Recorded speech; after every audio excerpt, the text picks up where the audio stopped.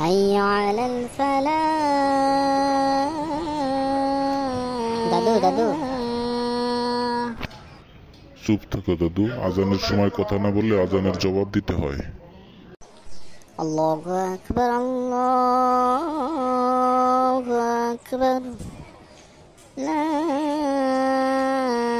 ইলাহা ইল্লাল্লাহ। আচ্ছা দাদু, তুমি বললে আজানের সময় চুপ থেকে আজানের জবাব দিতে হয়, তো আজানের জবাব কিভাবে দিতে হয় দাদু? খুব ভালো প্রশ্ন করছো দাদু।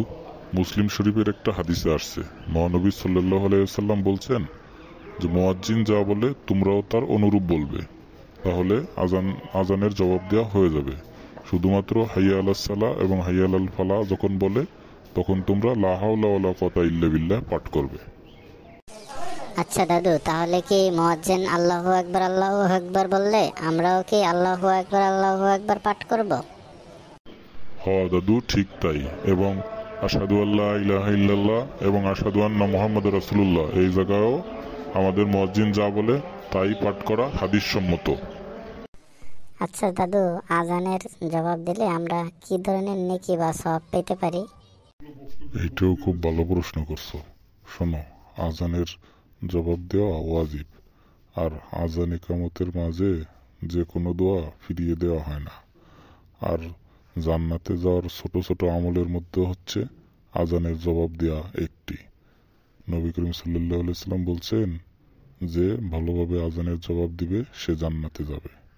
বুঝছো? এই হাদিসগুলা সুনানে আবু দাউদ শরীফে আছে। তাহলে তো অনেক বড় নেকির কাজ দাদু।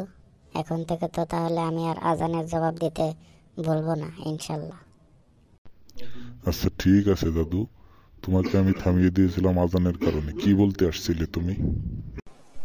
হ্যাঁ দাদু, মানে তুমি তো অনেক কিছু জানো, তাই তোমার কাছে একটা ভালো জিকির শিখতে আসছিলাম। আচ্ছা ঠিক আছে, তাহলে শোনো। আল্লাহর কাছে অনেক প্রিয় দুটি কলেমা, যা বলতে অনেক সহজ এবং আমলে হালকা, কিন্তু মিজানের পাল্লায় অনেক ভারী, যা বুখারী শরীফে বর্ণিত হয়েছে। কলেমা দুটি হলো সুবহানাল্লাহি ওয়া বিহামদিহি সুবহানাল্লাহিল আযীম। সুবহানাল্লাহি ওয়া বিহামদিহি সুবহানাল্লাহিল আযীম।